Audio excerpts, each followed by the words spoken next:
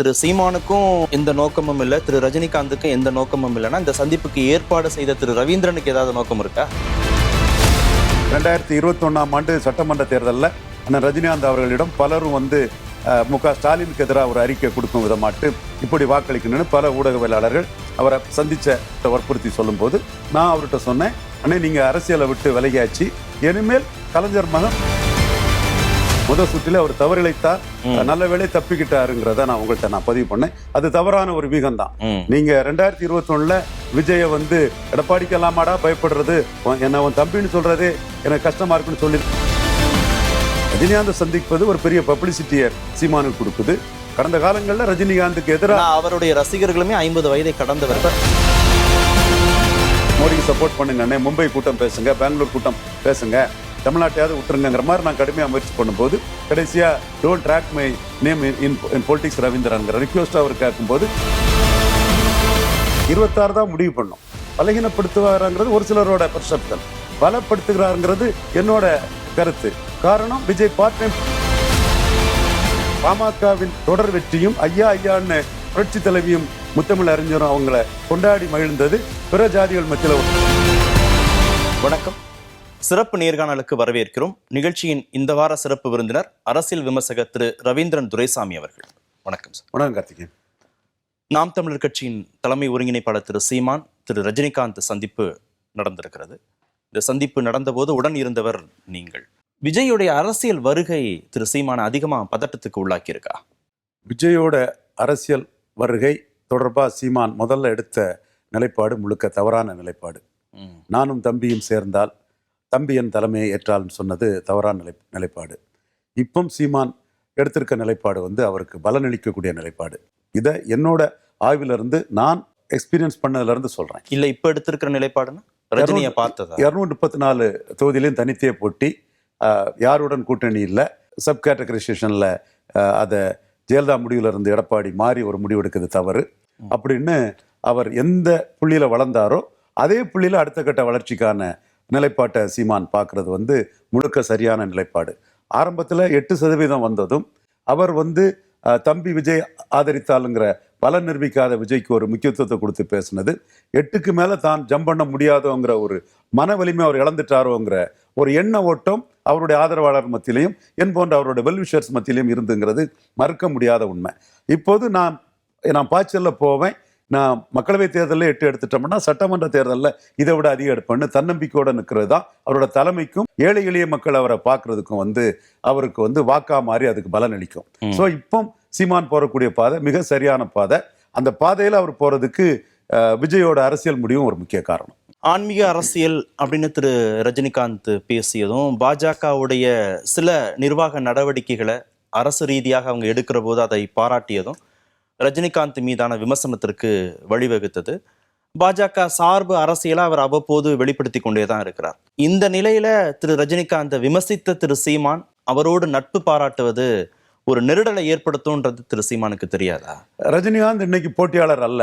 அன்னைக்கு அரசியல் களத்துக்குள்ள வரும்போது ரஜினிகாந்த் போட்டியாளர், சக போட்டியாளர் இல்லை. ஆனா திரு ரஜினிகாந்துடைய அரசியல் நிலைப்பாடு மாறல் இல்லை. அந்த நிலைப்பாடு மாறலனாலும் கூட சீமான் பாராட்டுறது வேட்டையன் படத்தை அந்த ஞானவேல் ராஜா சென்ட்ரிக்கா பாராட்டுறாரு. அவர் இஷ்யூக்குள்ள இருந்து மக்கள் போராட்டம்னு பாராட்டுறாரு. நம்ம போன்றவர்களுக்கு மாறுபட்ட கருத்து இருந்தாலும் அவர் அந்த இதில் அவர் இஷ்யூக்குள்ள இருந்து அதை பாராட்டுறாரு. அடுத்தபடியா ரஜினிகாந்த் அவர்கள் 2024 மோடி ஆதரிப்பார்னு எல்லாருமே எதிர்பார்த்தோம். நானே அதற்காக கடுமையாக முயற்சி பண்ணேன். அட்லீஸ்ட் மகாராஷ்டிரா, பெங்களூர் போன்ற இடங்கள்லையாவது கூட்டம் பேசுங்க, மோடிக்காக நின்னுங்கன்னு சொன்னேன். பட் ராமர் கோயில் திறப்புழாவுக்கு வந்தவர் மோடிக்கு ஆதரவாக இந்த நிலைப்பாடு எடுக்கல. அதே மாதிரி இங்கேயும் கலைஞர் சிலை திறப்பு விழா, கலைஞர் தொடர்பான நிகழ்வுகளில் முதலமைச்சராலும் பிரதமராலும் மதிக்கப்படக்கூடிய ஒரு மனிதராட்டு தன்னுடைய அரசியல் நிலைப்பாட்டுக்கு பிறகு தன்னுடைய ஸ்டேச்சரை அல்ல பொசிஷனை மாற்றிக்கிட்டாரு. அந்த மாற்றி அந்த மனிதரை இன்னைக்கு 8% வாக்கெடுத்து ஒரு 3வது பெரிய கட்சிங்கிற அந்தஸ்திலேயோ அல்லது ஒரு மாநில அந்தஸ்து பெற்ற ஒரு தனித்தே போட்டியிட்டு தெளிவா ஒரு வாக்கு பலத்தை காட்டியிருக்கூடிய சீமான் பார்க்கறது ரஜினிகாந்துக்கு ஸ்டேச்சரை கர்நாடகா ராஜ்குமார் மாதிரி எல்லா கட்சிகளாலும் மதிக்கப்படக்கூடிய ஒரு மனிதர்ங்கிறத கொடுத்துருக்குது. ஸோ அன்னைக்கு சீமான் வரிச ரஜினிகாந்த் வேற, இன்னைக்குள்ள ரஜினிகாந்துக்கு ஸ்டேச்சருங்கிறது வேற. புதிய தலைமுறையுடைய செய்தியாளர் முருகேசன் கேள்வி கேட்கிறாரு, ரஜினிகாந்த் சங்கின்னு சொல்றாங்க, நீங்க போய் அவரை பார்த்துருக்கிறீங்களே, எதுவும் விமர்சனம் வராதா அப்படின்னா, சங்கினா சக தோழன் தான் அப்படின்னா அவர் ஒரு புது விளக்கம் கொடுக்குறாரு அந்த சங்கிங்கிற வார்த்தைக்கு. ஆனா திரு ரஜினிகாந்துடைய மகள் ஐஸ்வர்யா, என் அப்பாவை நீங்க சங்கின்லாம் சொல்லாதீங்க அப்படின்னு அவங்க வந்து இதற்கு எதிர்ப்பெல்லாம் தெரிவிச்சிருக்கிறாங்க. இப்போ புதுசா அந்த சங்கிங்கிறத வந்து அட்மிட் பண்ணிக்கிறாரா திரு சீமான்? நிச்சயமா எனக்கு இது மகிழ்ச்சி அளிக்கக்கூடிய ஒரு விஷயம். வெளிப்படையா தமிழ் மண்ணில் RSS ஆல பலனடைந்த ஒரு சமூகத்தை சேர்ந்தவன், RSSக்கு நன்றி கடன் பட்டவங்கிறத தொடர்ந்து வெளிப்படையா நான் சொல்லிட்டு வரக்கூடியவன் தான். அப்படிப்பட்ட ஒரு கருத்து RSS மீது கொண்டவன் நான். இப்போ சீமான்னாலும் சரி, இந்த சங்கிங்கிற வார்த்தைக்கு தோழன்னு சீமான் சொல்லாலும் சரி, ஏற்கனவே கடுமையா சங்கின்னு சொன்னாலே தீயில மிதிச்ச மாதிரி கடுமையான ஒரு எதிர்வினை ஆற்றக்கூடிய சீமான் சாட் பெடலிங் வந்ததை நான் மனசார வரவேற்கிறேன். ஏற்கனவே தமிழ் தேசியத்தை உள்வாங்கிய திரு விஜய் பேசுனதுக்கே அவ்வளவு கோபம் வந்தது திரு சீமானுக்கு. இப்போ பாஜக சார்பு நிலை அரசியல் சார்பு வார்த்தைகளையும் அவர் உள்வாங்கிக்கிறாரு, அதையும் அவர் வந்து எடுத்துக்கிறாருன்னா இன்னும் விமர்சனங்கள் கூடாதா அவருக்கு? கடைசியா சொல்றாரு இல்லையா, திமுகவை எதிர்த்தா சங்கினி முத்திர குத்துறாங்கிற அந்த பாயிண்ட்ல தானே கடைசியா முடிக்கிறார். அதுல திமுகவை எதிர்த்தா சங்கினி முத்திர குத்துறா, முத்திர குத்துட்டு தானே முடிக்கிறார். பாஜகவோடு நெருக்கம் காட்டக்கூடிய ரஜினியோடு திரு சீமான் நெருக்கம் காட்டுறார் அப்படின்னு வராதா? பாஜகவோட தமிழக முதல்வர் மு க ஸ்டாலின் கிட்ட அதிக நெருக்கத்தை அண்ணன் ரஜினி காட்டுறாருங்கிறத நான் பாக்குறேன். குறிப்பா 2021ஆம் ஆண்டு சட்டமன்ற தேர்தலில் அண்ணன் ரஜினிகாந்த் அவர்களிடம் பலரும் வந்து மு க ஸ்டாலினுக்கு எதிராக ஒரு அறிக்கை கொடுக்கும் விதமாட்டு இப்படி வாக்களிக்கணும்னு பல ஊடகவியலாளர்கள் அவரை சந்திச்ச பலரும் வந்து அவர்கிட்ட வற்புறுத்தி சொல்லும்போது நான் அவர்கிட்ட சொன்னேன், அண்ணே நீங்க அரசியலை விட்டு விலகியாச்சு, இனிமேல் கலைஞர் மகன் உங்களுக்கும் நண்பர் தான், நீங்க அவருக்கு பாதிப்பு வர மாதிரி எல்லாம் இங்க ஓட்டு போடுங்க அங்க ஓட்டு போடலாம் சொல்ல வேண்டிய அவசியம் இல்லைன்னு அவங்க மனச்சாட்சிப்படி ஓட்டு போட்டுட்டு நீங்க அறிக்கை விட்டு அதை திமுகவுக்கு எதிராட்டும் மு க ஸ்டாலினுக்கு எதிராட்டும் பலரும் பிரச்சாரம் பண்றதுக்குள்ள ஒரு முடிவு உங்களுக்கு தேவையில்லைங்கிற கருத்தை நான் சொன்னேன். சகோதர மாதிரி எதிரிக்கும் நன்மை சொல்லக்கூடியவன் அண்ணன் ரஜினிகாந்துக்கு நல்லதை சொன்னேன். அண்ணன் வந்து யோசித்தாரு, ஓகே ரவீந்திரன் நீங்க சொல்றதை நான் யோசிக்கிறேன்னு சொன்னாப்ல. அவர் சொல்லும் போதே அவர் இந்த முடிவு எடுப்பாருன்னு தெரிஞ்சதுனால நான் ஊடகத்திலே ரஜினி யாரையும் ஆதரிக்க மாட்டாரு, அறிக்கை இப்படி எல்லாம் ஓட்டு போடுங்கெல்லாம் சொல்ல மாட்டாரு, யாரையும் எதிர்க்கவும் மாட்டாரு, எல்லாரும் அவருக்கு நண்பர் தான், குறிப்பா கலைஞர் மகன் திமுக கழக தலைவர் மு க ஸ்டாலின் அவருக்கு நெருக்கமான நண்பர் தான்ங்கிற கருத்தை நான் வெளிப்படையாக சொன்னேன். அண்ணா ரஜினிகாந்த் அந்த முடிவை தான் எடுத்தாரு. அதற்கு பிறகு திமுக கழக ஆட்சி காலகட்டத்தில் ரஜினிகாந்த் ஒரு ராஜ்குமாரை அங்கே கர்நாடக முதல்வர்கள் எப்படி மதிப்பாங்களோ அப்படி ஒரு நல்ல உயரிய மதிப்பை வந்து தமிழக முதல்வர் மு க ஸ்டாலின் வந்து ரஜினிகாந்த் அவர்களுக்கு கொடுத்துட்டு இருக்கிறாரு. பாஜகவும் ரஜினியை மதிக்கிறாங்க. ஸோ நேரெதிர் அரசியல் நிலைப்பாடு கொண்ட கட்சியின் பிரதமராலையும் முதல்வராலையும் மதிப்பக்கூடிய ஒரு மனிதராக ரஜினிகாந்த் இருக்கும் போது அதை தாண்டி இவருக்கு எதிராக கடுமையா களமாட திராவிட அரசியலோடு சம்பந்தப்பட்டதாகவோ தமிழ் தேசிய அரசியலோடு சம்பந்தப்பட்டதாகவோ திரு ரஜினிகாந்த இங்க இருக்கிறவங்க அடையாளம் காணல. ஒரு வலதுசாரி சித்தாந்தத்தோடு இந்துத்துவ அரசியலோடு ஆன்மீக அரசியலோடு சம்பந்தப்பட்டவராக தானே ரஜினியை புரிஞ்சுக்கிறாங்க. கண்டிப்பா அதுதான் ரஜினியை பற்றிய புரிதல். இது ஜெயிலர் அளவுக்கு வேட்டேன் போகாததுக்கும் அந்த இதுக்குள்ள ரஜினியா இந்த ஞானவேல் ராஜா படத்துல நடிச்சாருங்கிற ஒரு கேள்வியும் ஒரு தரப்பு மக்கள்கிட்ட இன்னைக்கும் இருந்துட்டு தான் இருக்குது. பட் ரஜினி போன்ற ஒரு கலைஞர் வந்து எல்லாருக்கும் பொதுவானவருங்கிற ஒரு நிலைப்பாட்டை எடுத்து அரசியல் விட்டு விலகி போகும் நடிகராக அவங்க வந்து வேட்டேன் போன்ற படங்களையும் அரசியல் சார்பு நிலை கொண்டவராக ரஜினி அப்படி இருக்க முடியாது. அதே தான் போறாரு. மீண்டும் ஞானவேல் ராஜா படத்தை ஒரு வெரைட்டிக்காக பண்ண விரும்புறாரு. சீமான் நாங்க பேசிட்டு இருக்கும் போது அதை சொன்னாரு. நெல்சனோட ஜெயிலர் மாதிரி ஒரு பெரிய என்டர்டெய்னர் பண்றதை விரும்புறாரு. ஸோ நிறைய படங்களை ஒளிப்புக்காகக்கூடிய இதுல இந்த மாதிரி இடதுசாரி சிந்தனை கொண்ட படங்களையும் அவர் நடிக்கிறதா தான் முடிவெடுத்து அவர் போயிட்டு இருக்கிறார். ஏடிஎம்கே பாஜக கூட்டணி வருவதற்கு வாய்ப்பில்லை சட்டமன்ற தேர்தலை பொறுத்த வரைக்கும். 2026 ஏடிஎம்கே தரப்புல இபிஎஸ் அதை உறுதியா மறுக்கிறாரு. அப்போ திரு சீமான் தனிச்சு நிக்க போறோம் அப்படின்னு அவர் சொல்றாரு. விஜய் தலைமையிலான கூட்டணி அப்படிங்கிறது உருவாக போகுது. ஏற்கனவே திமுக கூட்டணி இருக்கு. இதுல திரு சீமானை முன்னிலைப்படுத்தி பாஜக ஏதாவது யோசிக்கிறாங்களா 2026 சட்டமன்ற தேர்தல்ல? அதை நோக்கி திரு சீமான் திரு ரஜினிகாந்த் சந்திப்பு நகர்தா? சீமான் தெளிவா 214 தனித்து போட்டின்னு டிக்ளேர் பண்ணியிருக்கிறாரு. திமுக அண்ணா திமுக காங்கிரஸ் பாஜக 4 பேரையுமே அவர் ஏற்றுதான் போறாரு. இதே மாதிரிப்பட்ட ஒரு நிலைப்பாட்டில் இருந்தவர் தான் பீகார்ல நிதிஷ்குமார். அப்போ நிதிஷ்குமாரை ஒரு கட்டத்துக்குள்ள மோடி அவர்கள் பாஜக வந்து சிஎம் கேண்டிடேட்டை ப்ரொஜெக்ட் பண்ணாங்க. அந்த மாதிரிப்பட்ட ஒரு வாய்ப்பு வந்து சீமானுக்கு வரலாம். அது வந்து மோடியும் முடிவெடுக்கணும், சீமானும் முடிவெடுக்கணும். ஏன்னா அதற்கான ஒரு சாத்தியக்கூறுகள் இல்லைன்னு சொல்லிட முடியாது. அசான் டேட் சீமான் வந்து பாஜக காங்கிரஸ் திமுக அண்ணா திமுக எல்லாரும் எடுத்து 214 கேண்டிடேட்னு தெளிவா போறாரு. அதுல தெளிவான நிலைப்பாடு எடுத்துட்டு போறாரு. பொலிட்டிக்ஸ் அண்ட் ஆர்ட் ஆஃப் பாசிபிலிட்டிஸ்ங்கிற அடிப்படையில மோடி நினைச்சா இப்படி ஒரு ஆஃபரை சீமானு கொடுக்கலாம். அதுல சீமான் என்ன முடிவு எடுக்கிறாருங்கிறதெல்லாம் பதில் சொல்லணும். பாஜகவுக்கு 2 ஆப்ஷன்.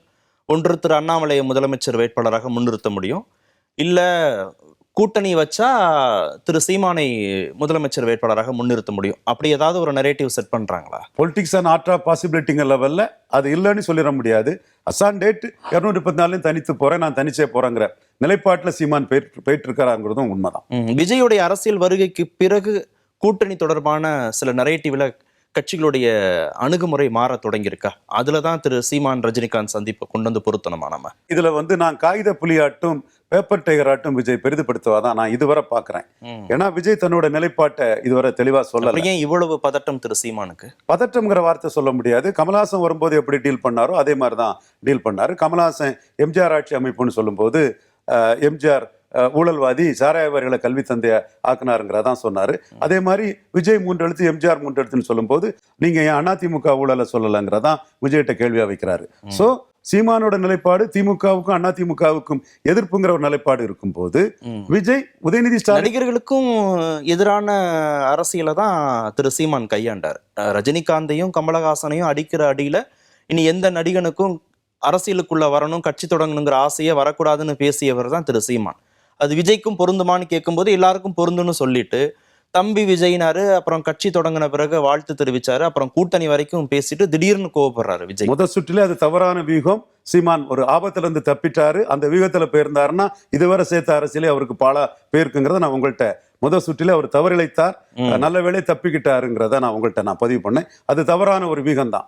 நீங்க 2021 விஜய எடப்பாடிக்கலாமாடா பயப்படுறது, என்ன உன் தம்பின்னு சொல்றதே எனக்கு கஷ்டமா இருக்குன்னு சொல்லி தான் 6.8% வாக்கெடுத்தாரு. விஜய்க்கு சர்க்கார் படத்துக்கு உள்ள பாதிப்புக்கு கடன்குரல் கொடுத்த கமலஹாசன் 2.5க்கு போயிட்டாரு. அப்போ விஜய ஓங்கி அடிக்கிறதுல அவருக்கு 2021 எந்த நஷ்டமும் வரல. ஆனா மைக் பட விளம்பரத்துக்கு பிறகு ஐ எம் வெயிட்டிங்னு சொன்னதும் விஜயன் தம்பின்னு சொன்னதும் சீமானுக்கு இமேஜ் அது பாதிச்சுங்கிறது 100க்கு 100 உண்மை.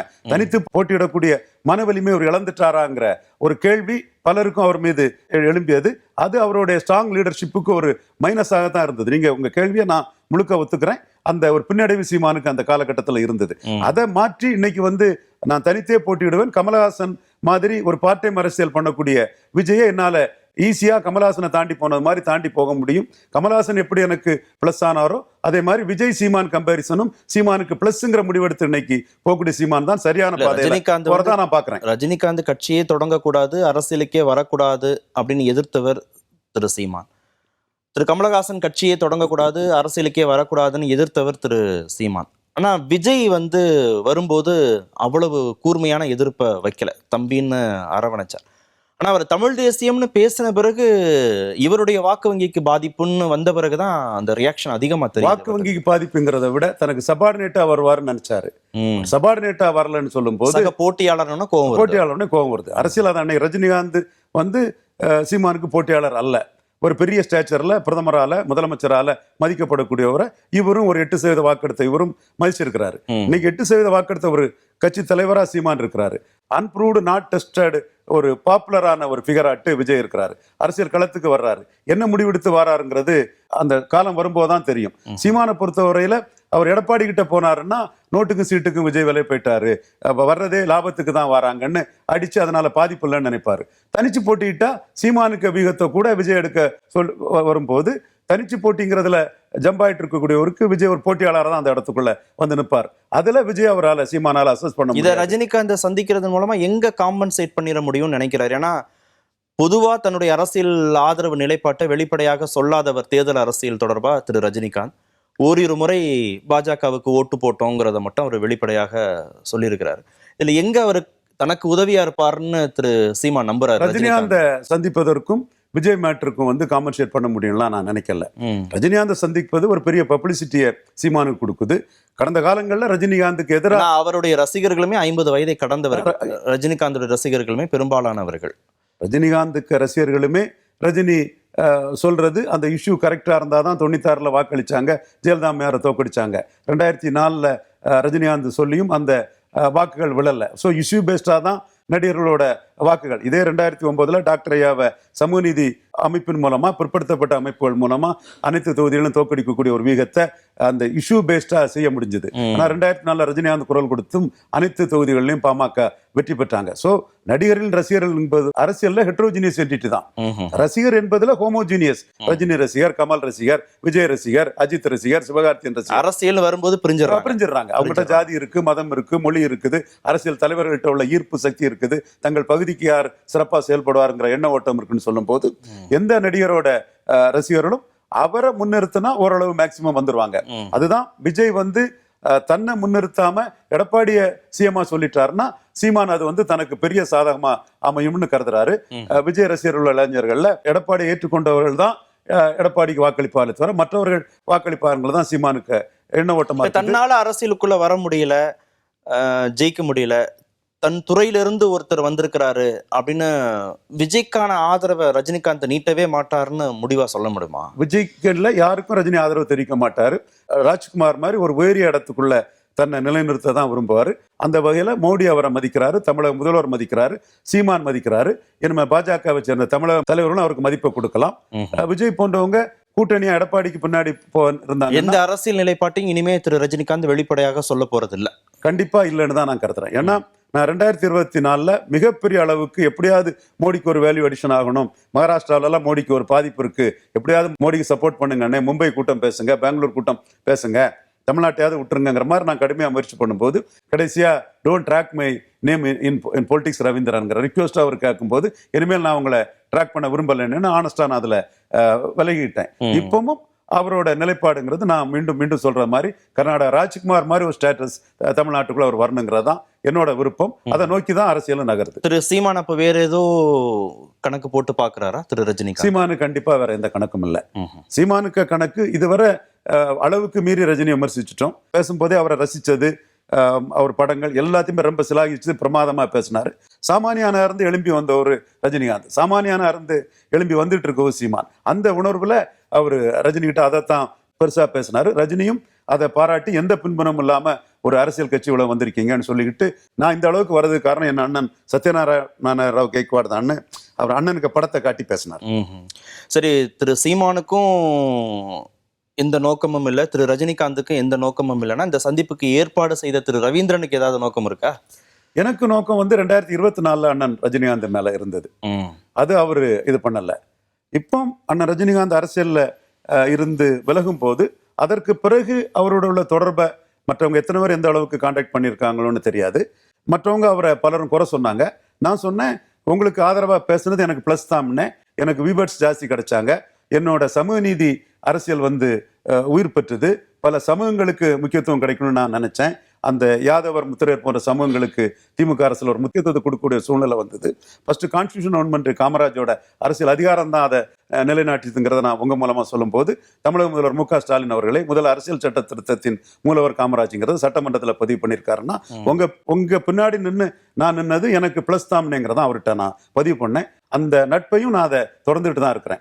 அதே வேளையில் அவர் மோடிக்கு ஆதரவா இருக்கணும்னு நான் மிக கடுமையாக அவருக்கு அழுத்தம் கொடுத்தும் போது அவர் டீசெண்டா அதை டினை பண்ண பிறகு இனிமேல் அவரு ஒரு ராஜ்குமார் பொசிஷன்ல தான் தமிழக மண்ணில் இருப்பாரே தவிர அவரை நம்ம ப்ரெஷர் போடுறதோ வற்புறுத்ததோ நியாயம் இல்லைங்கிற எண்ணத்துல தான். நீங்க விஜய கடுமையா எதிர்க்கிறீங்க, ரஜினியோடைய ஆதரவு நிலையில இருக்கிறீங்க, ஒரு சமூகத்து ஆதரவு நிலைன்னு திரு சீமான் மீதும் உங்களுக்கு ஒரு கரிசனம் இருக்கு, அதனால இதுல ஏதோ ஒன்று ஒர்க் அவுட் பண்ண பாக்குறாருன்னு சமூக வலைதளங்கள்ல கடும் விமர்சனம் இருக்கு. இதுல ஏதோ நீங்க கால்குலேட் பண்றீங்கன்னு.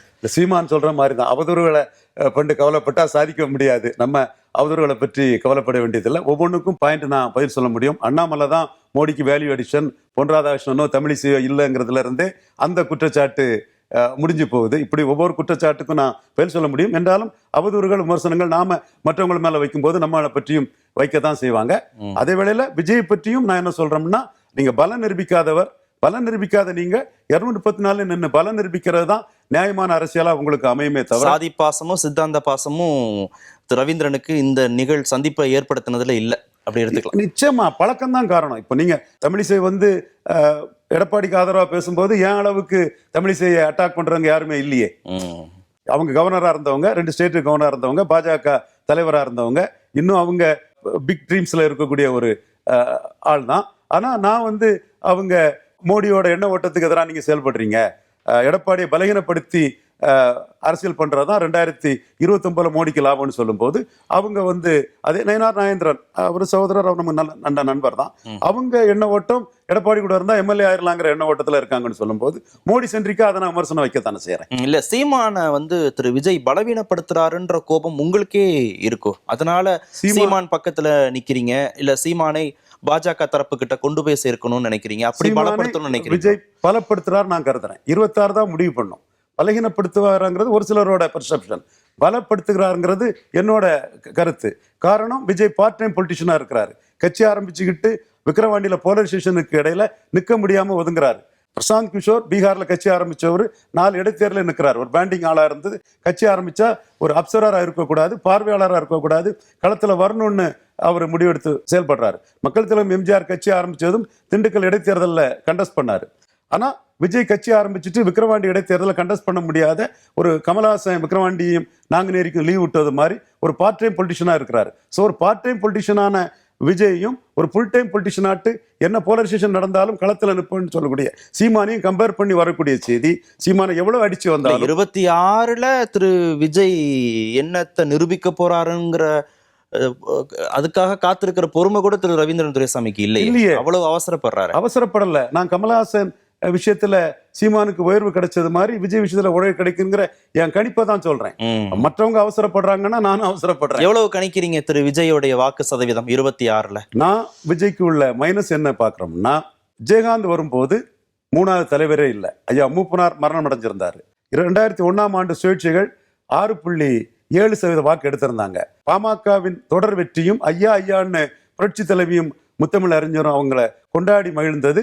பிற ஜாதிகள் மத்தியில் ஒரு அதிருப்தி இருந்தது. ஏசி சண்முகம் முதலியார் சமூகம் ஒரு அடர்த்தியான வாக்கை பெற்றிருந்தாரு. யாதவர் சமூக கண்ணப்பன் மற்றும் ஆர் எம் வீரப்பன், திருநாவுக்கரசு எல்லாம் ஓரளவுக்கு 2001 இருந்தவங்க பலகீனம் அடைகிறாங்க. அப்போ 3வது தலைவராட்டு கேப்டன் விஜயகாந்த் 8.3% வாக்கை பெறாரு. அதுல என்னோட ஆய்வுல நான் பாக்குறது என்னன்னா, டைரக்டா 3வது தலைவரா வந்த 200 இடங்கள்ல அவர் 10% வாக்கு வர பெற்றுட்டாரு.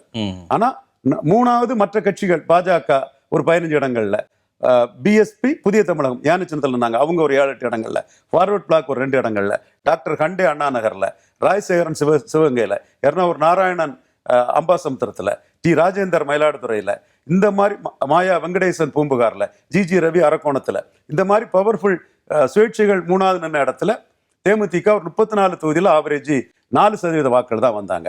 இதன் அடிப்படையில விஜய் இல்ல, அஜித் இல்ல, யார் வந்தாலும் இங்க 4 பேர் எஸ்டாப்ளிஷ் ஆனதுனால 5வது வரக்கூடிய நபருக்கு விஜயகாந்துக்கு 2006ல இருந்த கண்டிசிவ் சிச்சுவேஷன் இல்ல.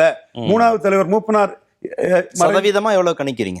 சதவீதமா கணிக்கிறது அணிகள் எப்படி அமையுது என்னங்கிறத பார்த்தே அதை உத்தேசமா என்னோட கணிப்பு விஜயகாந்துக்கு 4வது வந்த போது என்ன கிடைச்சதோ அதே அளவுக்கு தான் நான் கணிக்கிறேன். ஒரு 5வது வரக்கூடியவருக்கு ஆனா 4% அதே தான் நான் கணிக்கிறேன். சரி, பொறுத்து பார்ப்போம். நன்றி நிகழ்ச்சியில் பங்கேற்றதற்கு. மீண்டும் சந்திப்போம். நன்றி, வணக்கம்.